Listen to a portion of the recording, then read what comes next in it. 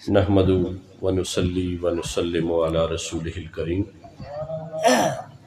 اما بعد اعوذ باللہ من الشیطان اللعین الرجیم بسم اللہ الرحمن الرحیم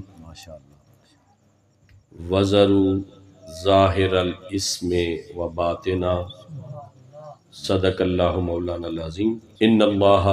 وملائکتہ یصلون علی النبی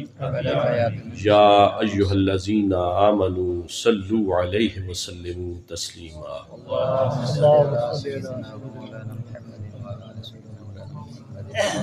جس کا جی چاہے حصول برکت کے لیے پھر ایک دفعہ درود شریف اللہم صلی علی سیدنا و مولانا محمد وعلی آل سیدنا مولانا محمد وبارک وسلم علیہ مغز قرآن روح ایمان جان دین مغز قرآن روح ایمان جان دین ہست حب رحمت للعالمین حاضرین محترم بلا تمہید کسی لمبے چوڑے وہ کلمات سے قاضی صاحب نے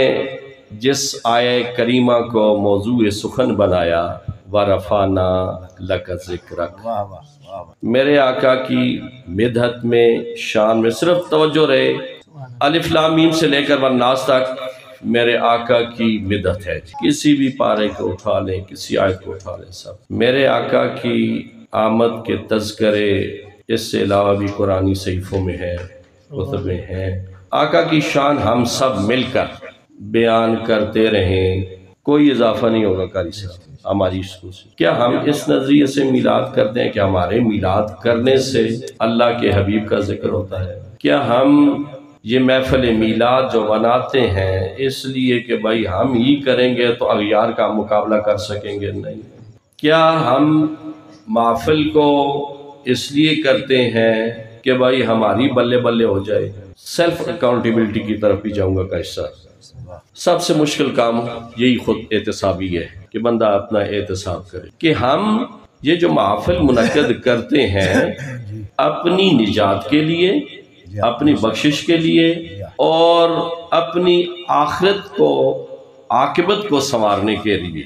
ورنہ آقا کی یہ جو ہے نا جی یہی آیت کافی ہے وَرَفَعْنَا لَكَ ذِكْرَكَ کہ اس کی جو لکا کی لام ہے یہ ٹوٹل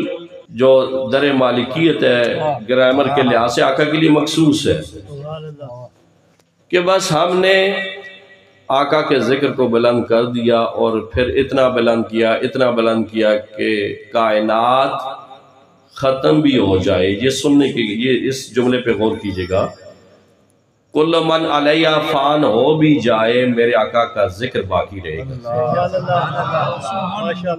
کیسے باقی رہے گا کہ ہم جو درود والی آیت پڑھتے ہیں اس میں جب اللہ درود پڑھنے کا حکم دیتا ہے تو کہتا ہے میں بھی پڑھتا ہوں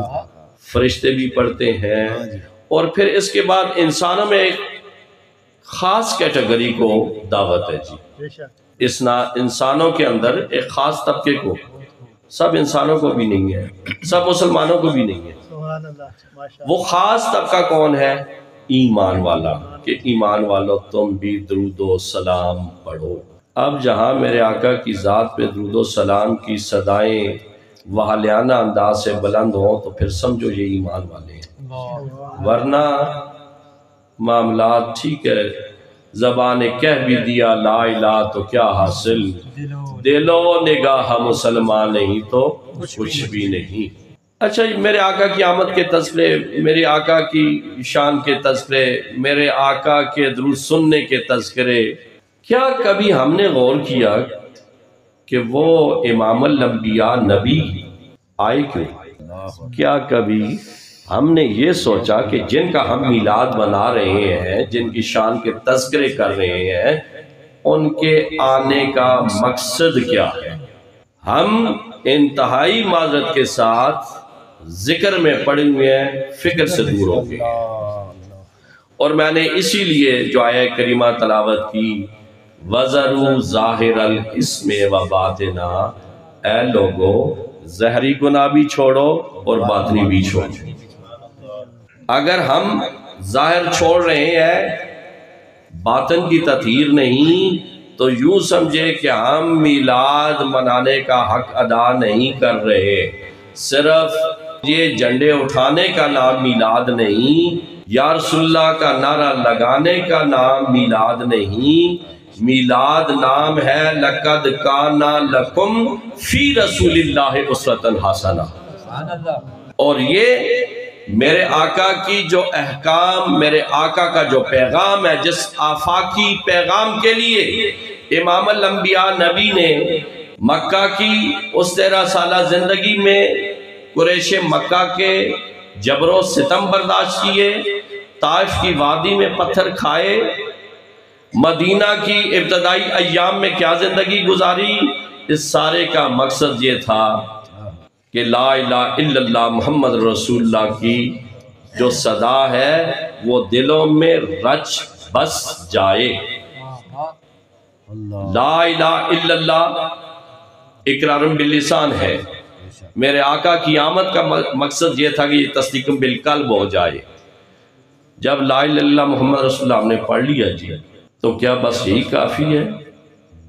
کہ اس کے بعد پھر ہم نے بتوں کے آگے سر جھکانا شروع کر دیا؟ ہم نے اپنے ظاہری معاملات ہوں یا باطنی معاملات ہوں ان بتوں کی طرف رجوع کرنا شروع کر دیا، خواہ وہ بت چلتا پھرتا ہو یا کعبہ میں ملحق ہو۔ ہم نے وحدانیت کا سبق چھوڑ دیا، اور پھر جب محمد رسول اللہ کی بات آئی تو ہم نے بس صرف میلاد تک محمد رسول اللہ کو دیکھا ہے جی۔ کیا ہم نے یہ کبھی دیکھا کہ میرے آقا نے کہا کہ نماز میری آنکھوں کی ٹھنڈک ہے؟ ہم نے کبھی نماز پنجگانہ کی طرف توجہ دی؟ یقیناً جہاں اللہ اور اللہ کے نبی کا ذکر ہو، در منشور سے کوٹ کرتا ہے کہ وہ جگہ جنت کے باغات میں سے باغ ہوتی ہے۔ سرکار کی حدیث ہے وہ جگہ جہاں اللہ اور اللہ کے رسول کا ذکر ہو رہا ہو، وہ جنت کے باغات میں سے باغ۔ دوستان محترم، اگر ہم اپنی زندگیوں کو سنوارنا چاہتے ہیں تو اللہ نے کہا اے اندرلا گناہ بھی چھوڑو تے بارلا بھی چھوڑو۔ یا رسول اللہ، اللہ نے حکم دے دیا یہ باطنی گناہ چھوڑو، ظاہری گناہ چھوڑو، کیا کریں؟ دل پہ سیاہی لگ چکی ہے۔ اللہ تو کہتا ہے یہ باطن کا گناہ چھوڑ۔ اچھا یہ باطن کا گناہ ہوتا کیا ہے جی؟ ظاہر کوئی بندہ ہاتھ سے کچھ کام کرے، زبان سے کرے، قدم سے کرے، تحریر سے کرے، تقریر سے کرے، وہ ظاہری گناہ ہے۔ یہ باطنی کیا ہے؟ یہی بلڈنگ لے لیں، ایسے کسی نے بنایا ہے تو ویسے نہیں بنی ہوگی جی۔ کسی معمار نے، کسی آرکیٹیکٹ نے پہلے اس کا نقشہ بنایا ہوگا۔ جیسے نقشہ نویس نقشہ بنا رہا ہے، بناتے بناتے قلم روک دیتا ہے، چھوڑ کر بیٹھ جاتا ہے۔ فیصل صاحب سوال کرتے ہیں جی جناب تسی یہ نقشہ پہ بڑھانے ہو تو چھوڑ دیتا نہیں؟ یار میں نقشہ بڑھانے سوچ رہا یار تے ایتھے یہ جی کچھ پیمائش پوری نہیں آندی، جب تہاڈا کچن ایتھے سیٹ نہیں آنا پیا تو لہٰذا میں ایک کاغذ تے جب پہ لکیراں مارنی اسے چھوڑ دیتا ہے۔ کہا پھر اچھا جی اسے ری ایسیس کریں، دوبارہ اس کی پیمائش کریں، جو جہاں یہ سیٹ آتا ہے وہیں بنا دے۔ اللہ نے کہا یہ نقشہ بنانا بھی چھوڑو اور نقشے پہ عمل کرنا بھی۔ کوئی بھی آپ کی ایکٹ ہے جی، کوئی بھی عمل ہے آپ کا، کیا وہ سڈن یا اچانک ہو جاتا ہے یا پہلے اس کا ایک آپ کی سوچ ہوتی ہے؟ جب آپ اس کا اپنے دماغ میں ایک سکیچ بنانا شروع کرتے ہیں، ایک نقشہ بنانا شروع کرتے ہیں، جہیں آپ کے خیالات متصادم ہوتے ہیں، شعور لا شعور آپس میں مکس اپ ہوتے ہیں، تو وہاں آپ کی وہ قلم رک جاتی ہے۔ اللہ نے کہا وہ جو شعور میں بناتے ہو اسے بھی چھوڑو، اور جو ظاہر اس پہ عمل کرتے ہو اسے بھی چھوڑو۔ جو ظاہر پہ عمل کرنا چھوڑو گے تو شریعت کار فرما ہوگی، ایسے علماء حق کی صحبت اختیار کرنا ہوگی، اور جب باطن میں نقشہ مٹا دیا تو طریقت کار فرما ہوگی۔ ظاہر اور باطن دونوں مل کر انسان کی تعمیر، تقدیر، تطہیر کا اہتمام کرتی ہے۔ جب تک آپ کا ظاہر اور باطن دونوں ایک پوائنٹ پہ نہیں آئیں گے، یا ایک پلڑے میں نہیں آئیں گے، ایک پیج میں نہیں آئیں گے، محبت رسول کہیں بھی آپ کے دل میں، پھر وہ نہیں کہ آپ نے ماں باپ ہر رشتے سے زیادہ جو پیار والا میرے سرکار کا فرمان ہے اس پہ آپ پورے نہیں اتر سکتے۔ اللہ دلوں پہ تو نقشہ بن گیا، اب مٹائیں کیسے؟ اللہ نے نہیں کہا نفل زیادہ کرو، عشاء 4 پڑھتے ہیں 6 رکھتے کر لو، مقامات مقدسہ کی زیارت ہوتی ہے 7 کرتے ہو، خانہ کعبہ کے چکر لگاتے ہو، صحیح پہ 7 دوڑیں لگاتے ہو، 14 کر لو۔ اللہ نے اس نقشے کو مٹانے کے لیے اندر جو سیالودگی ہوگی ایک جگہ کی رہنمائی کی ہے، کیا وَلَوْ أَنَّهُمْ إِذْ ظَلَمُوا کیسا أَنفُسَهُمْ، یہیں سے مقام مصطفیٰ کا ہمیں درس ملتا ہے کہ اللہ نے کہا جب یہ دلوں پہ گناہ زیادہ ہو جائیں، جب ایسی محفل میں بیٹھ کر آپ کا دل تنگی کا شکار ہو رہا ہو، کیونکہ یہ ہم اپنے اندر جو 2 تحریکیں چل رہی ہیں مطمئنہ اور لوامہ، اسے ہم یہ خوراک فیڈ کر رہے ہیں، ہم اسے دے رہے ہیں کچھ، تو جب ہمارے دلوں میں اسیائیاں ہوگی تو تنگی ہوگی، پھر کیا ہوگا؟ پھر آقا کے در پہ چلے جاؤ، وہاں جا کر اپنی جبین نیازوں کو جھکا لو، اور پھر جب وہ ید اللہ فوق ایدی والے ہاتھ اٹھیں گے تو سوال ہی نہیں پیدا ہوتا دلوں پہ کوئی زنگ رہے، زنگ اتر جائیں گے۔ دوستان محترم، جب بھی محفل میلاد میں آؤ تو یہ سوچ کر آؤ کہ وہاں جا کر دلوں کا زنگ اتاریں گے، یہاں بیٹھے یہاں ہوں اور تصورات میں، تخیلات میں، سوچوں میں آپ سوشل میڈیا میں گھوم رہے ہوں تو پھر تطہیر بھی نہیں ہوتی، پھر تقدیروں کے بننے سورنے کا اہتمام بھی نہیں ہوتا۔ اس لیے ایسی محفل میں جب بیٹھیں تو توجہ اللہ اور عشق مصطفیٰ میں ڈوب جائیں۔ پھر جب غوث پاک کی بھی محفل ہو اور علی حیدری جیسا بندہ سامنے ایسے تو وہ سامنے آ جائیں، کہا لمبا بھائی علماء میں اشارتاً بات کر رہا ہوں، سمجھ رہے ہوں گے کہ جب وہ سامنے آتے ہیں تو آپ ہاتھ باندھ کر غوث پاک ممبر سے اتر کر کہا حیدری جسے تم آنکھیں بند کر کے نظارہ کر رہے ہو، میں اس نظارے کو دیکھ تمہارے سامنے آ گیا۔ یہ دوستان محترم، پھر ہمارے محبتیں صرف میلاد تک قید نہیں رہیں گی، ربیع الاول تک نہیں رہیں گی، پھر زندگی کا ہر لمحہ میلاد ملے گا۔ پھر صرف یہ نہیں ہوگا کہ بھئی اب ربیع الاول شریف آ گیا تو ہم جاگ جائیں، نہیں، پھر ہر لمحے میں دلوں میں عشق مصطفیٰ، ذکر مصطفیٰ، اور داستان محترم عشق مصطفیٰ، محبت مصطفیٰ، میلاد مصطفیٰ، تذکرہ مصطفیٰ، سیرت مصطفیٰ، میرے آقا کی کسی بھی عنوان سے ریلیٹڈ کر لیں، جب تک من صاف نہیں کچھ نہیں بنے گا، جب تک آپ کا پڑوسی ناراض ہے کچھ نہیں بنے گا۔ اہل علم بیٹھے ہوئے ہیں، یہ بھی اس میں قید نہیں کہ پڑوسی مسلمان ہی ہو، اے بھی نہیں کہ سنی ہوئے، نال بھابی بھی گوانڈی ہوئے نا تو ذرا محبت کرو کہ پتہ بھی سنی بن جائے، یہ بھی نہیں کہ وہ کس مسلک سے ہے پڑوسی، اس کے بچے رات کو بھوکا سوتے ہیں، آپ میلاد والے ہیں، محبت مصطفیٰ کا دعویٰ کرنے والے ہیں، اس کے بچے بھوکے ہیں، آپ کا کوئی میلاد قبول نہیں۔ گھر میں اگر آپ کے ماں باپ ناراض ہیں تو آپ چلے جاتے ہیں باغدرشی، آپ کی والدہ ناراض یا والد ناراض یا دونوں میں دونوں ناراض یا کوئی ایک ناراض تو کتنے چلے ہوئے جی باغدرشی۔ اگر وہاں بھی کوئی اندھا بیٹھا ہوا ہو تو آپ بھائی تو ہی میرا خلیفہ ہے، کسی پیر کی دعا، کسی پیر کی دعا، کسی پیر کی دعا نہیں قبول ہوتی جس کا ماں باپ ناراض، کسی پیر سے کچھ نہیں مل سکتا، اور در مصطفیٰ سے بھی اسے کچھ نہیں مل سکتا۔ ایک صحابی ماں ناراض، پیغام آ گیا جنازہ نہیں پڑھانا، اگر میرے نبی محترم امام الانبیاء نبی، ہر اللہ کے خزانوں کے مالک نبی، شفاعت کبریٰ کے مالک نبی، جن ہر نبی پیچھے ہو جائے گا میدان حشر میں، سب کہیں گے کہ ادھر جائیں میرے سرکار کی طرف جائیں، انہیں بھی اللہ روک دے کہ جنازہ نہیں پڑھانا، ماں ناراض ہے۔ تو ہم آج کل کے پیر، یہ جل جلالہ کی سیٹ پہ بیٹھنے والے پیر کوئی قبول نہیں ہے، پیر اور اپنا پتہ نہیں ہونا تو نہ ہے جی نعرے مار لیں۔ اللہ کے بندو ان آستانوں کے ساتھ منسلک ہو جہاں اللہ اور اللہ کے رسول کا درس ملے، جہاں شریعت مطہرہ کی پاسداری ملے، فقر کے نام پہ تبرہ بازیاں ہو رہی ہوں اور وہ ہر طرح کے دھوئیں اٹھ رہے ہوں، اور نماز کا وقت ہو تو ہم کسی اور جگہ سوئے ہوں اور زبان پہ ان نفوس قدسیہ کے نعرے ہوں جنہوں نے کسی حالت میں بھی نماز کو نہیں چھوڑا، تو کیا ہم پھر علی والے ہیں یا حسین والے ہیں یا کس والے ہیں؟ کیا ہم نے ان کی میدان کربلا میں امام علی مقام نے اپنی جان کا نذرانہ قربان کیا تو کس لیے؟ کوئی دنیاوی کاز تھا؟ بادشاہ تھی؟ نہیں، کسی چیز کی طلب نہیں تھی، فقط اتنا تھا کہ طاغوتی طاقت کے سامنے، دجالی طاقت کے سامنے، شریعت مطہرہ سے متصادم ہونے والے افکار و خیالات کو آپ نے کہا میں نہیں مانتا۔ اگر حسینی ہو تو پھر ان خیالات پہ ڈٹ جاؤ جس پہ حسینی افکار تھے۔ آج مجھ سمیت ہم اپنا احتساب کریں کہ ہماری فکریں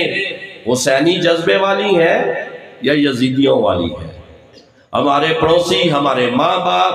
ہمارے خیش و اقارب کیا ہم سے راضی ہیں یا ناراض ہیں؟ میرے آقا کا فرمان تو یہ ہے کہ 3 دن سے زیادہ ناراضگی نہیں ہے۔ ہم ناراض ہو کر بیٹھ جائیں، کیا یہ ناراضگی شرعاً جائز ہے؟ تو پھر آقا اسی صوفی بھی ہیں تے فقیر بھی ہیں، دلانچ بغض رکھا ایک پیر نہ مرید دنیا مل جو لے تے اسی او کلاس کے نیا یار تو اسا کیا ملے ہیں؟ تو پھر کیا ہے؟ پھر یہ ہے کہ ہم فقیر ہیں؟ پھر نہیں۔ او اللہ کے بندو، کیا تمہیں لگا کہ عبدالی صاحب کچھ نعرہ لگوائیں نہ لگوائیں، اللہ کی بارگاہ میں اگر آپ مقبول نہیں ہو تو آپ کا کوئی مقام نہیں، دنیا آپ کو سر پہ بٹھا لے۔ اگر دنیا کی نگاہوں میں آپ بالکل خار ہو، دنیا کے نگاہوں میں ناکام ہو، اللہ کی بارگاہ میں کامیاب ہو، وہی آپ کی کامیابی ہے، کسی دنیا دار کے نعرے کی ضرورت نہیں ہے۔ اچھا دوستان محترم، ہم پڑوسیوں کے بھی حقوق نہیں کرتے، نماز کے بھی نہیں ہے، تو بات یہ ہے کہ پھر آقا کے قدموں میں جاؤ اور پھر جا کر وہاں لپٹ جاؤ، پھر یقیناً آپ کی زندگیوں میں تبدیلیاں آئیں گی، افکار میں تبدیلیاں آئیں گی، سوچوں میں تبدیلیاں آئیں گی۔ مسکینہ دا تیرے باج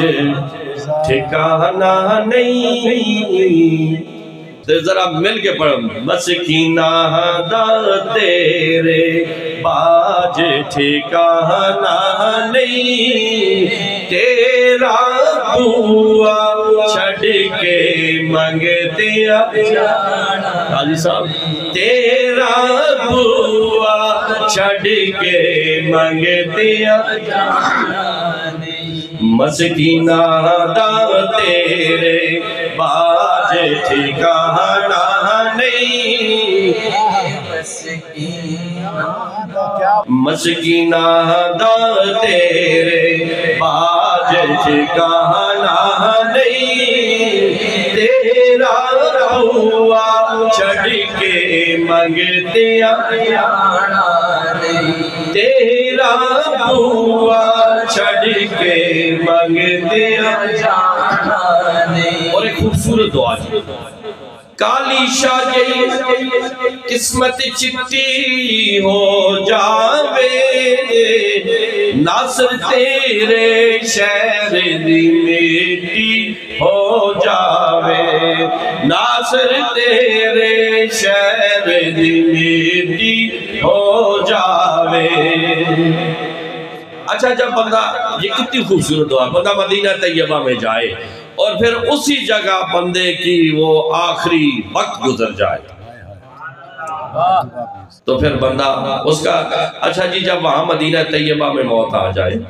مسکینہ دا تیرے باج ٹھکانہ نہیں، تیرا چھٹ کے منگتے ماشاءاللہ سارے ہی خوبصورت، میں ایسا قائی صاحب ایک بار بہت اچھا، مسکینہ دا تیرے باج ٹھکانہ نہیں، تیرا بوا چھڑ کے منگتے جانا، اور کالی شاہی قسمت چٹی ہو جاوے، ناصر تیرے شہر دی مٹی ہو جاوے پھر قبر حشر دے کولوں گھبرانا